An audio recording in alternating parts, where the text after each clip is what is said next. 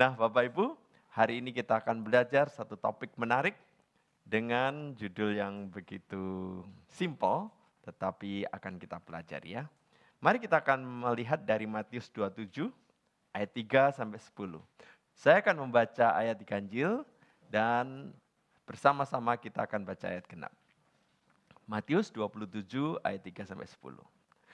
Pada waktu Yudas yang menyerahkan dia melihat bahwa Yesus telah dijatuhi hukuman mati, menyesallah ia. Lalu ia mengembalikan uang yang 30 perak itu kepada imam-imam kepala dan tua-tua bersama dan berkata, "Aku telah berdosa karena menyerahkan darah orang yang tak bersalah." Tetapi jawab mereka, "Apa urusan kami dengan itu? Itu urusanmu sendiri." Maka ia pun melemparkan uang perak itu ke dalam bait suci, lalu pergi dari situ dan menggantung diri. Bersama, imam-imam kepala mengambil uang perak itu dan berkata, "Tidak diperbolehkan memasukkan uang ini ke dalam peti persembahan, sebab ini uang darah." Sesudah berunding, mereka membeli dengan uang itu tanah yang disebut tanah tukang periuk untuk dijadikan tempat pekuburan orang asing. Bersama, itulah sebabnya tanah itu sampai pada hari ini disebut tanah darah.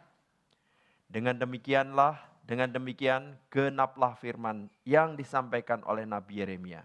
Mereka menerima 30 uang perak, yaitu harga yang ditetapkan untuk seorang menurut penilaian yang berlaku di antara orang Israel. Dan mereka memberikan uang itu untuk tanah tukang periuk seperti yang dipesankan Tuhan kepadaku. Bapak Ibu kalau melihat lukisan ini mungkin teringat sesuatu. Ini adalah lukisan cat minyak yang berjudul Salvator Mundi, Juru Selamat Dunia. Versi aslinya dilukis oleh Leonardo da Vinci. Nah, saudara, pada tanggal 16 November 2017 terjadi peristiwa yang menggemparkan dunia. Di Balai Lelang Christie New York dilelang lukisan ini. Nah, saudara, mereka yang tidak mengerti lukisan ini mungkin akan menilai, ya cukup gede sih. Kalau ini satu lembar ini sekian ratus rupiah, satu rim 30.000 atau 50.000. Nah ini mungkin 300.000 atau berapa begitu ya. Atau semal-malnya 30 juta, mana mungkin 30 miliar ya. Nah ternyata lukisan ini menjadi pembicaraan di seluruh dunia karena mahalnya. Lukisan ini setelah dilelang laku totalnya senilai 6,4 triliun. 6.400 miliar. Itu berita pertama. Berita kedua, pembelinya adalah Pangeran Salman dari Saudi Arabia. Nah, ini menjadi suatu berita. Saudara-saudara, lukisan termahal di dunia adalah lukisan Tuhan Yesus. Saudara bisa bayangkan tidak kalau lukisan ini terlanjur dijual 30.000 atau 30 juta atau 30 miliar. Wah sayang sekali. Karena nilainya jauh lebih besar. Nah saudara-saudara, ini sebabnya waktu kita membahas topik yang akan kita pikirkan, ini juga hal yang mengagetkan.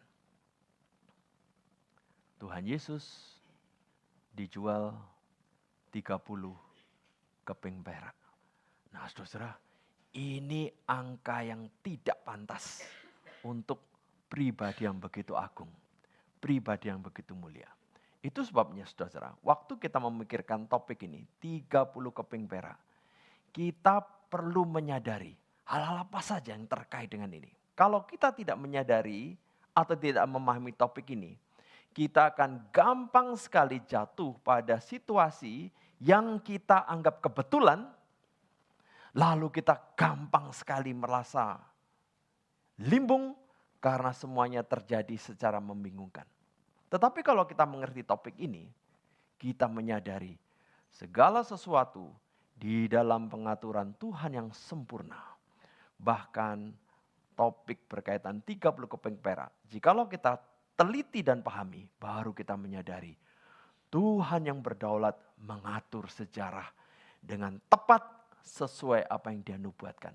Sehingga apapun yang akan terjadi dalam hidup kita, kita tidak akan pernah menganggapnya sebagai sesuatu yang kebetulan sekalipun hal kecil dan jiwa kita menjadi stabil luar biasa.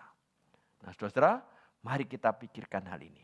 Nah kalau kita perhatikan di dalam nas yang kita baca tadi, nas ini menyatakan dua fakta mengejutkan berkaitan 30 keping perak yang harus kita sadari agar kita semakin gentar pada Allah yang berdaulat mengatur sejarah. Nah saudara, dua fakta mengejutkan ini apa saja? Saya akan mengajak kita melihat satu persatu. Yang pertama dari Matius 27 ayat 9. Saya bacakan. Dengan demikian, genaplah firman yang disampaikan oleh Nabi Yeremia. Nah ini fakta pertama. Nubuat Allah digenapi. Melalui 30 keping perak, sepertinya uang receh yang tidak berarti. Ternyata itu pun sudah dinubuatkan Tuhan. Ini mengejutkan saudara-saudara. Di balik istilah 30 keping perak, di balik uang yang sepertinya sederhana, itu pun sudah dinubuatkan Tuhan. Nah saudara perhatikan di dalam bagan ini. Saudara kalau perhatikan di sana ada sekitar 1000 tahun sebelum Masehi, ada Daud, ada Salomo. Setelah Salomo meninggal, kerajaan terpecah menjadi dua. Yang orange itu kerajaan Israel Utara, yang hijau itu kerajaan Yehuda Selatan. Nah saudara, cilakanya setelah mereka terpisah, kedua kerajaan itu menyembah berhala. Ini melukai hati Tuhan, padahal Tuhanlah yang membawa mereka ke tanah Kanaan yang sekarang menjadi Israel. Nah, saudara perhatikan di sana ada Nabi Yunus, di selatan ada Yeremia. Nah, Yeremia memperingatkan kerajaan Yehuda Selatan maupun Israel. Kalau terus-menerus semacam ini, Tuhan akan menghakimi mereka. Jadi saudara, Yeremia berkhotbah, menyatakan firman Tuhan, bernubuat. Nah, salah satu nubuatan yang disampaikan Yeremia adalah dia membawa sesuatu periuk dan membantingnya hingga pecah di lembah Hinnom untuk memberitahu orang Israel, jikalau mereka tidak bertobat, Tuhan akan menghakimi mereka semacam ini. Nah, mungkin Anda bertanya, lembah Hinnom di mana? Nah, saudara, ini adalah daerah Yerusalem. Daerah Yerusalem tentu saja ini zamannya Tuhan Yesus, tetapi dari zaman Tuhan Yesus dan sebelumnya relatif sama. Saudara kalau perhatikan, di bagian selatan itu ada namanya lembah Hinnom. Jadi saudara, Yeremia pernah menubuatkan kepada orang Israel, kepada orang kerajaan utara maupun kerajaan selatan. Jikalau mereka tidak bertobat, Tuhan akan memecahkan orang Israel, memberikan penghukuman seperti periuk yang dihancurkan dan mereka akan dihakimi semacam ini. Nah saudara, itu Yeremia. Nah, Yesakaria menubuatkan apa? Mereka membayar upahku dengan menimbang 30 keping perak. 13b, aku mengambil ke-30 uang perak itu dan menyerahkannya kepada penuang logam di rumah Tuhan. Saudara kalau perhatikan bagan ini, Sakaria berada kira-kira 200 tahun setelah Yeremia. Yeremia berada kira-kira 640 sebelum Masehi, Sakaria 400 sekian sebelum Masehi. Berjarak 200 tahun, tidak saling mengenal, tetapi Sakaria menubuatkan juga. Di sana dikatakan, aku mengambil ke-30 uang perak itu. Saudara, ini seperti kejadian biasa di dalam kisah Yeremia. Seperti kejadian biasa di dalam kitab Sakaria. Ternyata apa yang mereka ucapkan sebagai sesuatu yang kelihatan biasa, diatur Tuhan. Supaya apa yang kelihatan biasa itu ternyata menubuatkan apa yang akan terjadi ratusan tahun kemudian. Terjadi pada siapa? Pada Yudas. Saudara, Yudas menemui imam-imam kepala, lalu menawarkan untuk memberitahu lokasi Tuhan Yesus.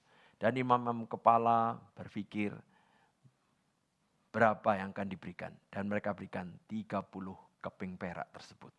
Nah saudara, 30 keping perak itu diterima oleh Yudas. Ini sudah dinubuatkan. Nah saudara, singkat cerita, Yudas sebenarnya berharap ketika Tuhan Yesus ditangkap, Tuhan Yesus kemudian melawan dan kuasanya besar dari Tuhan yang pernah membuat dia berjalan di atas air, yang pernah membuat dia membagikan 5 roti dan 2 ikan menjadi untuk ribuan orang, yang membuat dia membangkitkan orang mati. Tuhan bergerak, lalu terjadilah movement yang luar biasa untuk meruntuhkan kekaisaran Romawi. Yang terjadi di luar dugaan Yudas, Tuhan Yesus tidak memberontak. Wah, ditangkap, diam saja, dianiaya, diludahi. Yudas menyesal. Dan ketika Yudas menyesal, dia cepat-cepat menemui imam kepala. Lalu di Sakaria dikatakan, aku mengambil ke-30 uang perak itu dan menyerahkannya kepada penuang logam di rumah Tuhan. Apa yang dilakukan oleh Yudas? Dia menyerahkan uang itu. Kejadian sepertinya simpel. Itu pun dinubuatkan.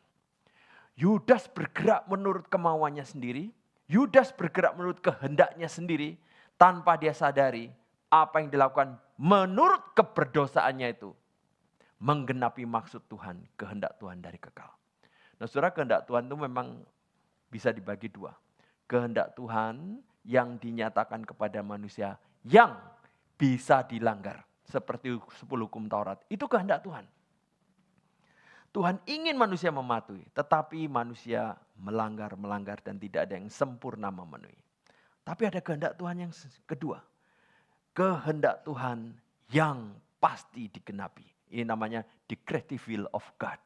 Jadi apapun yang dikerjakan manusia, di luar pemahaman manusia atau melampaui pemikiran manusia, pasti menggenapi rencana Tuhan yang di luar dugaan manusia itu.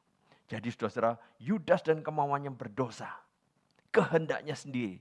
Menjual Tuhan Yesus tanpa dia sadari. Dia menggenapi nubuat itu. Nah, ini menggentarkan kita saudara-saudara. Yudas melakukan hal-hal yang salah. Tetapi tanpa dia sadari. Dia menggenapi maksud Tuhan bagi orang-orang yang sudah dinubuatkan. Seperti Yudas akhirnya menjual Tuhan Yesus.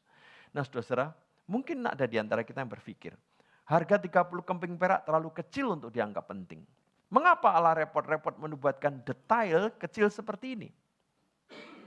Saudara-saudara, ini adalah kisah yang luar biasa. Meskipun detailnya begitu kecil, seolah-olah tidak penting, bahkan ketika saya diberi tema 30 keping perak, mau khotbah apa ini? Nah saudara-saudara, saya pikirkan ternyata ada yang luar biasa.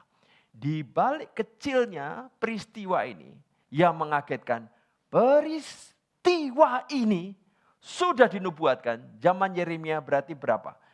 600 tahun sebelum Masehi, berarti 600 tahun sebelumnya. Zaman Sakaria itu berapa tahun sebelumnya? Kira-kira 400 Masehi sebelumnya. Jadi saudara, ratusan tahun sebelumnya Tuhan sudah menubuatkan. Dan firman Tuhan juga mengatakan, aku memberitahukan hal-hal yang akan datang. Supaya manusia tahu, akulah Tuhan. Maka saudara-saudara, hal kecil ini pun sepertinya kebetulan itu pun di dalam pengaturan Tuhan. Nah pertanyaan kedua mungkin muncul. Kisah Yudas membuang uang 30 keping perak ke bait Allah. Dan pembelian tanah tukang periuk terdengar seperti kisah yang dikarang untuk cocok dengan nubuat. Bisa jadi kemudian setelah membaca kisah itu, kemudian dikarang semacam itu. Tidak saudara-saudara. Kisah Yudas tidak dikarang. Karena kalau menyisipkan kisah murid-murid Tuhan Yesus yang gagal, itu sama dengan merusak reputasi Tuhan Yesus sendiri sebagai seorang guru. Tetapi Alkitab memang memaparkan secara jujur apa kelemahan tokoh-tokoh di Alkitab. Termasuk Yudas diungkapkan dengan jujur belak-belakan kejahatan dia, kelicikan dia. Ini bukanlah kisah yang dikarang untuk menguatkan bagaimana tim Tuhan Yesus. Tidak. Ini diungkap sebagai suatu kejujuran apa yang terjadi di Alkitab. Dan ada juga kebalikannya. Jangan-jangan Yudas telah melakukan itu, kitab perjanjian lama ditulis dan disesuaikan supaya klop dengan apa yang sudah terjadi, seolah-olah sudah menubuatkan. Ini juga jenis rekayasa yang lain. Tapi kalau Anda perhatikan bagian ini, Anda akan tahu. Kitab perjanjian lama versi naskah Perjanjian Lama Ibrani itu lengkap ditemukan tahun 1947 di Gua Qumran. Jadi setelah ribuan tahun orang berpikir kitab aslinya di mana? Baru diketemukan tahun 1947 di Gua Qumran dekat Laut Mati. Dan setelah dibuka, wah terdapat gulungan-gulungan kitab yang ajaibnya. Di dalam goa itu tidak terlalu dingin, tidak terlalu panas, tidak terlalu lembab, tidak terlalu kering. Sehingga ribuan tahun kulit asli yang ditulis kitab Perjanjian Lama lengkap dari kitab Musa sampai kitab Maleakhi. Dan saudara ketika dicek model hurufnya, model kata-katanya, frasenya, ternyata ini adalah kumpulan kitab Perjanjian Lama yang ditulis pada tahun 150 sebelum Masehi. Jadi saudara, 150 tahun sebelum Masehi, kisah yang disebutkan Yeremia sudah ditulis. Kisah yang disebutkan oleh Zakaria juga sudah ditulis. Apalagi kalau kita melihat naskah Septuaginta. Naskah Septuaginta adalah seluruh Perjanjian Lama diterjemahkan ke dalam bahasa Yunani. Di dalam bahasa Yunani juga memuat nubuat Yeremia, juga memuat nubuat Zakaria. Sehingga tidak ada faktor rekayasa. Baik dalam peristiwa Yudas yang mengkhianati dan menjual Tuhan Yesus. Tidak ada rekayasa di dalam kisah nubuat Yeremia maupun nubuat Zakaria. Luar biasa sekali. Jadi kalau kita bicara nubuat, ini hal menakjubkan. Karena begitu detil, begitu rinci pun digenapi. Nah Tuhan Yesus juga berkata satu kalimat. Aku telah menjaga mereka dan tidak ada seorang pun dari mereka yang binasa. Selain daripada dia yang telah ditentukan untuk binasa. Supaya genaplah yang tertulis dalam kitab suci. Jadi Tuhan Yesus pun bertindak kadang-kadang menggenapi apa yang ditulis dalam kitab suci. Nah saudara, yang terjadi pada Yudas tidak ditutup-tutupi. Tidak disembunyikan seolah-olah Tuhan Yesus sukses memuridkan 12 murid. Tidak. Para murid, para rasul juga menulis belak-belakan. Ada satu murid yang memberontak, yang berkhianat dan akhirnya melakukan bunuh diri. Nah ini adalah Yerusalem dan ini adalah lembah Hinom. Dan di sana Yudas menggantung diri. Nah saudara, waktu dia menggantung diri, apa yang terjadi? Dengan adanya cairan dalam tubuh sementara dia mati, maka terjadi reaksi kimia dalam dirinya. Lama-lama muncul gas dan udara yang makin banyak dalam dirinya. Sehingga kemudian perutnya menggelembung, membengkak, dan kemudian pecah. Ini menjadi kematian yang menjijikan, karena selain digantung, matinya juga pecah perutnya, baunya menjadi buah mulut orang-orang tentang kehinaan matinya dari Yudas. Ya saudara, ini sudah dinubuatkan juga. Nah saudara, waktu kita berbicara tentang nubuat, di Alkitab begitu banyak fakta tentang nubuat yang sulit untuk kita hindari. Ini pasti buku ilahi. Coba saya tunjukkan. Kelahiran Mesias dinubuatkan dari Kejadian. Dia akan dilahirkan dari seorang perawan, dinubuatkan 700 tahun sebelumnya. Dia adalah anak Allah. Dia adalah keturunan Abraham. Dia adalah keturunan Ishak, bukan Ismail. Anda tahu kalau Kejadian itu pasti lebih dari 2000 tahun sebelumnya. Atau kalau dari sekarang 4000 tahun yang lalu. Dia adalah keturunan Yakub, bukan Esau, kita bilangan. Dia adalah suku Yehuda, bukan Ruben. Kejadian, dia adalah keturunan Isai. Nah saudara, nubuat terjadi, tergenapi. Dan pada satu orang. Sulit untuk dikatakan kebetulan. Kita akan mengatakan apa? Pasti ada yang mengaturnya. Saya buka lagi. Dia adalah keturunan Daud, bukan keturunan saudara-saudaranya. Apalagi? Dia akan dilahirkan di Bethlehem. Dia akan mendapat persembahan. Sekitar masa kecilnya terjadi tragedi. Dia ada sebelum segala sesuatu. Dia akan disebut Tuhan. Dia akan disebut Immanuel. Saudara, nubuat. Kalau satu terjadi, Orang masih bisa bilang kebetulan. 2 terjadi bersamaan, masih bilang kebetulan. Tapi kalau sudah belasan begini, terjadinya pada satu orang, kalau sampai orang mengatakan kebetulan, kita bisa mengatakan dia percaya pada si kebetulan. Kita percaya pada Tuhan yang mengatur. Saya buka lagi. Pelayanan Mesias atau Tuhan Yesus dinubuatkan. Akan diurapi Roh Kudus, dia mengasihi Tuhan, didahului oleh utusan khusus, dimulai di Galilea, disertai mujizat, memasuki bait Allah secara mengejutkan, memasuki Yerusalem dengan keledai, dia akan seperti batu sandungan, dinubuatkan. Saya tidak pernah habis pikir, Tuhan Yesus naik keledai, hanya beberapa menit, itu pun dinubuatkan. Luar biasa. Apakah ada lagi? Mari kita lihat. Masih ada lagi. Dia akan menjadi terang bagi bangsa-bangsa lain. Dia adalah raja. Oleh Zakaria juga. Dia adalah imam, dia adalah nabi, dia adalah hakim. Dinubuatkan. Sulit, amat sulit untuk mengatakan ini kebetulan. Sehingga kalaupun ada orang mengatakan, bagaimana kita tahu Alkitab adalah firman Allah? Suruh dia menjelaskan. Bagaimana Anda menjelaskan?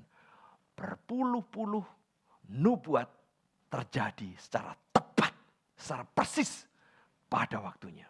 Masih ada lagi berkaitan kematian kebangkitannya. Jadi saudara, saya mengecek setiap nubuat ini. Melihat ayat-ayat ini. Sayangnya orang Yahudi tidak menerima perjanjian baru. Sehingga mereka tidak sadar begitu banyak nubuat Mesias dalam perjanjian lama yang sudah digenapi. Termasuk 30 keping perak. Saudara-saudara, ini luar biasa sekali. Membahas tentang nubuat. Apalagi dikaitkan 30 keping perak yang sepertinya sederhana. Itu suatu hal yang menakjubkan kita. Saudara bisa bayangkan seandainya umpama, andai kata 500 tahun yang lalu ada menubuatkan akan ada gereja reformasi Indonesia di Salemba. Wah, begitu menemukan artefak dilihat, sudah dinubuatkan. Bagaimana kagetnya Anda? Itu baru satu ya misalnya. Nah waktu kita menemukan puluhan dinubuatkan, siapa tidak penasaran? Memang ada ayatnya, dicek benar ada. Cek benar ada, dicek benar ada. Perjanjian baru digenapi. Siapa nggak takjub? Ini firman Allah. Masih ada lagi kematian kebangkitan. Jadi saudara-saudara, waktu Anda membaca 30 keping perak dinubuatkan, lalu Anda baca lain, begitu banyak nubuatan tentang Kristus sebelum peristiwa itu terjadi, Anda akan speechless. Wah, kok bisa ya? Luar biasa. Takjub, hebat, mengejutkan. Inilah Alkitab kita. Alkitab kita itu buku yang hebat. Buku yang luar biasa. Jangan heran di Guinness Book of Record, setiap tahun buku apakah yang paling banyak dijual, paling banyak dicetak, paling banyak laku di seluruh dunia? Jawabannya adalah Alkitab. Diterjemahkan paling banyak di seluruh dunia, jawabannya adalah Alkitab. Alkitab ini adalah buku yang luar biasa sekali.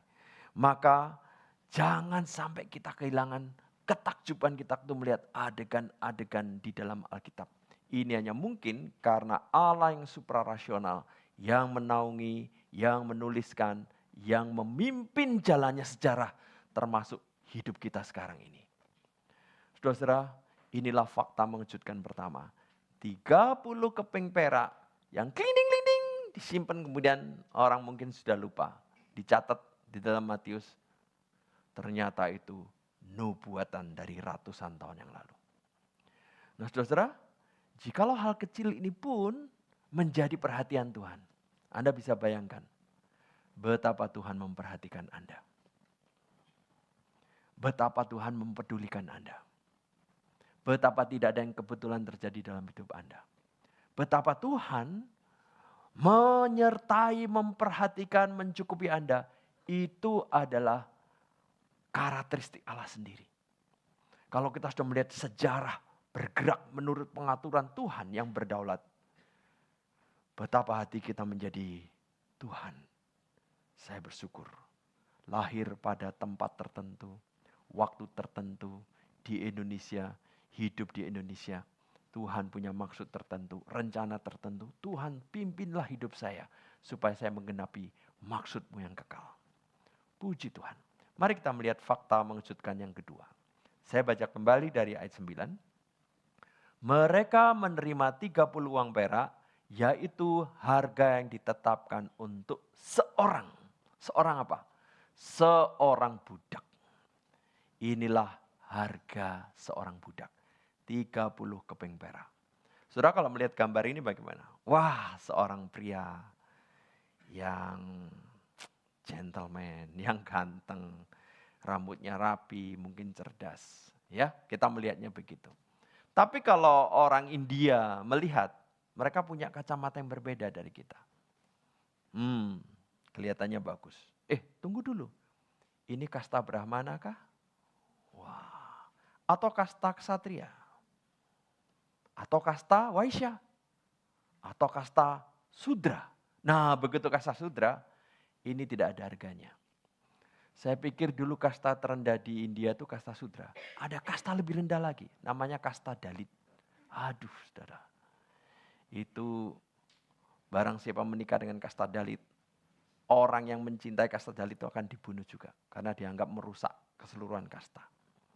Nah, jadi saudara, orang ini kelihatannya bagus, rapi. Tapi kalau kemudian dia menjadi budak, nah saudara, tidak sempat menyisir rambut lagi, tidak sempat merapikan cambang lagi, dan saudara, wajahnya akan tertunduk lesu, tidak mungkin tersenyum lagi.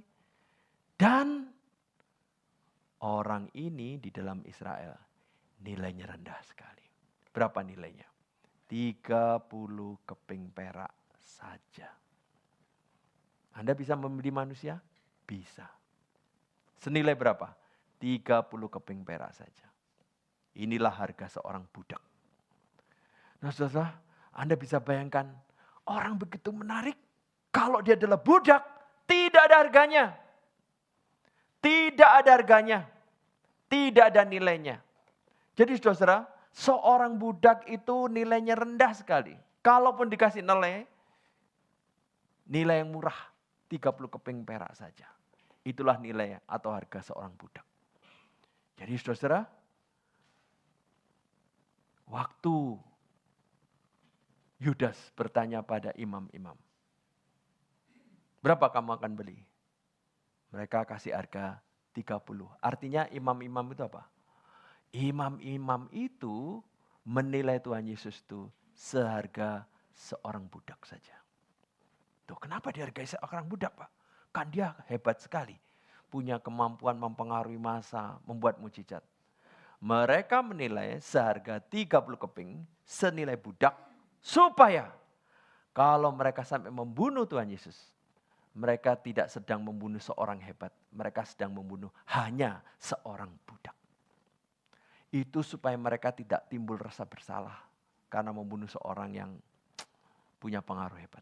Mereka menilai seorang budak. Sehingga mereka bisa mengatakan, enggak itu seorang budak kami bayarnya cuma 30. Ini ada buktinya, 30 keping perak hanya seorang budak. Itulah nilai yang diberikan pada Tuhan Yesus. Di dalam kitab Keluaran ada catatan semacam ini. Jika lembu itu menanduk seorang budak laki-laki atau budak perempuan, maka majikannya harus membayar 30 sikal perak kepada tuan budak itu.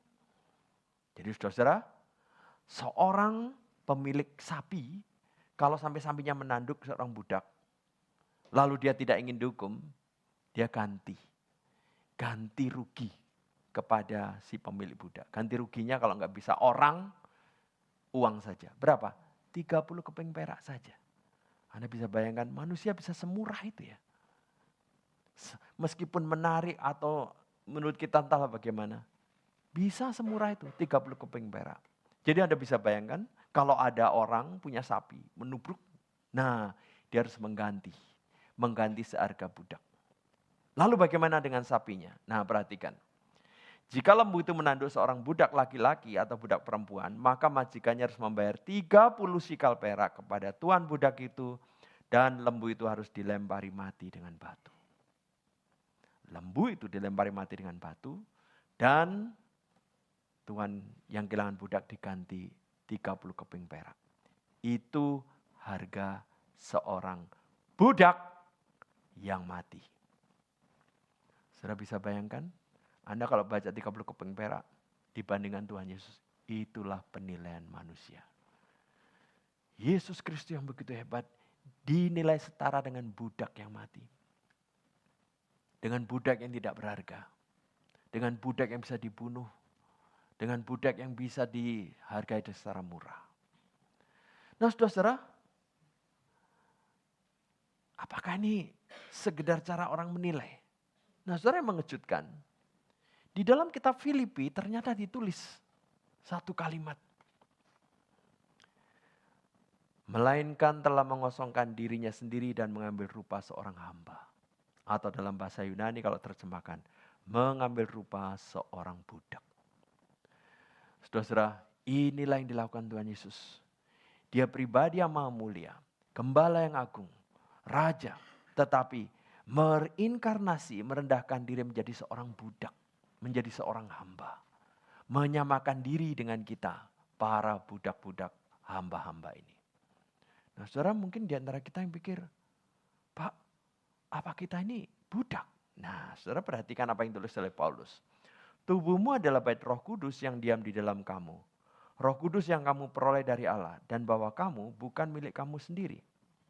Sebab kamu telah dibeli dan harganya telah lunas dibayar. Karena itu muliakanlah Allah dengan tubuhmu. Kata dibeli di sana dalam bahasa asli Yunani artinya apa? Menebus seorang budak. Istilah itu dipakai untuk menebus seorang budak. Jadi kamu telah dibeli, kamu telah ditebus dari statusmu sebagai budak dan harganya telah lunas dibayar. Dibayarnya dengan apa? 30 keping perak? Tidak. Sekalipun kita budak-budak, tapi kita ditebus dengan darah yang amat mahal. Darah Tuhan Yesus. Jadi Anda bisa bayangkan, kita yang sebenarnya hina dan tidak layak itu, justru dihargai, ditebus dengan harga yang begitu mahal. Mungkin kita berpikir, bagaimana saya tahu saya seorang budak? Paulus menulis, syukurlah kepada Allah, dahulu memang kamu budak dosa. Ini konsep Alkitab. Jadi setiap orang yang berbuat dosa, Alkitab memandangnya, Anda seorang budak dosa. Jadi tentu saja ada orang memandang, saya tidak merasa sebagai budak, saya seorang tuan, dari kecil sampai besar dia hidup di rumah yang tidak pernah menjadi pembantu, tidak menjadi seorang budak. Tetapi Alkitab menilai, barang siapa melakukan dosa, dia adalah budak dosa. Ironisnya, seorang budak dosa, dia tidak sadar, dia adalah seorang budak yang perlu ditebus, yang perlu dibebaskan, dan satu-satunya yang bisa menebus, yang bisa membebaskan adalah Kristus sendiri. Tanpa menyadari siapa diriku yang perlu ditebus, dia akan merasa diri baik-baik saja, padahal di dalam keadaan gawat yang perlu ditebus, kalau tidak dia binasa. Di dalam Ibrani dikatakan, ia atau Tuhan Yesus membebaskan mereka yang seumur hidupnya berada dalam perbudakan oleh karena takutnya kepada maut. Jadi saudara, siapapun yang belum pernah berjumpa dengan Tuhan Yesus sebagai pribadi yang penebus, mereka berhadapan dengan suatu kenyataan. Saya akan binasa. Karena saya adalah budak dosa dan saya menjadi budak dikuasai oleh perasaan takut. Saudara, ada seorang teolog, Paul Tillich, menyebutkan, apakah ketakutan terbesar manusia? Wah, ini menarik sekali. Apa ketakutan terbesar manusia? Dia menilai bukan dari segi psikologi, dia menilai dari segi filsafat, dia menilai dari segi teologi. Dan dia menemukan satu kenyataan. Yang paling ditakuti manusia adalah jikalau dia akan menjadi sesuatu yang dia tidak ada lagi. Nah saudara, tidak ada yang bagaimana? Tidak ada karena dia ditelan maut. Jadi saudara, ketika orang-orang semacam belum kenal Tuhan, lalu kenal orang yang sekalipun akan menghadapi kematian, dia merasa tenang, orang itu takjub. Karena kematian yang misterius akan menuju kemana, itu sesuatu yang menakutkan bagi orang pada umumnya. Ini ketakutan besar. Saya setelah mati kemana? Misteri yang tidak jelas. Tetapi bagi orang yang sudah ditebus oleh Kristus, dia tahu persis setelah mati saya akan kemana. Ketakutan terbesar manusia adalah ketakutan di mana dia diperbudak oleh ketakutan di mana dia tidak tahu akan pergi kemana setelah itu. Saudara-saudara, inilah yang kita baru saja pelajari. 30 keping perak. 30 keping perak menyatakan dua fakta mengejutkan berkaitan yang harus kita sadari agar semakin gentar pada Allah yang berdaulat mengatur sejarah. Pertama, nubuat Allah digenapi hingga hal-hal yang kecil sekalipun. Mari kita tidak pernah memandang apapun yang akan terjadi sesuatu yang kebetulan. Dari mana kita tahu bahwa itu dinubuatkan tentang Sakaria oleh Sakaria dan Yeremia? Sebenarnya para murid juga tidak mengerti sebelumnya. Waktu para murid berjalan ke Emmaus, ada seorang bertanya, apa yang kamu sedihkan? Dua murid itu berkata pada orang ini, apa kamu satu-satunya yang tidak tahu tentang seseorang yang disalibkan dan bangkit? Lalu kemudian orang itu menjelaskan tentang apa yang ada dalam perjanjian lama. Ketika mereka tiba di Emmaus, baru mereka sadar orang mereka anggap asing adalah Tuhan Yesus. Tuhan Yesus menjelaskan hal dalam perjanjian lama yang kemudian digenapi di dalam perjanjian baru dan diri Tuhan Yesus. Sehingga mereka tahu mana-mana dalam perjanjian lama yang merupakan nubuat peristiwa Kristus. Yang kedua, harga seorang budak adalah 30 keping perak. Seorang budak yang mati dihargai 30 keping perak. Sehina itulah Tuhan Yesus dinilai. Hanya 30 keping perak. Nah saudara-saudara, puji Tuhan. Tuhan Yesus dihina sampai 30 keping perak. Supaya bisa menyamakan diri kita sebagai budak. Mereka bermaksud menghina Yesus sebagai budak. Tanpa mereka sadari. Menggenapi maksud Tuhan. Supaya Tuhan Yesus bisa menyamakan diri sebagai seorang budak. Kita dalam budak dosa. Tuhan Yesus menjadi budak. Dan Tuhan Yesus pribadi yang menyelamatkan kita. Puji Tuhan. Kisah yang luar biasa. Maka Alkitab kalau kita menemukan hal menakjubkan, kita makin kagum. Ini hanya mungkin ditulis oleh Tuhan. Karena begitu mengejutkan. Begitu surprise. Membuat kita kagum. Alkitab adalah tulisan Tuhan sendiri. Kiranya 30 keping perak ini menyadarkan kita. Tentang karya Tuhan Yesus di dalam satu angle, satu sudut atau satu pandangan atau satu sisi lain. Yang membuat kita sadar. Saya seorang budak. Yang saya tidak sadari, Tuhan Yesus menjadi budak, merendahkan menjadi budak untuk menyelamatkan saya. Dan dia adalah pribadi yang Maha Agung Allah sendiri. Mari kita masuk di dalam doa.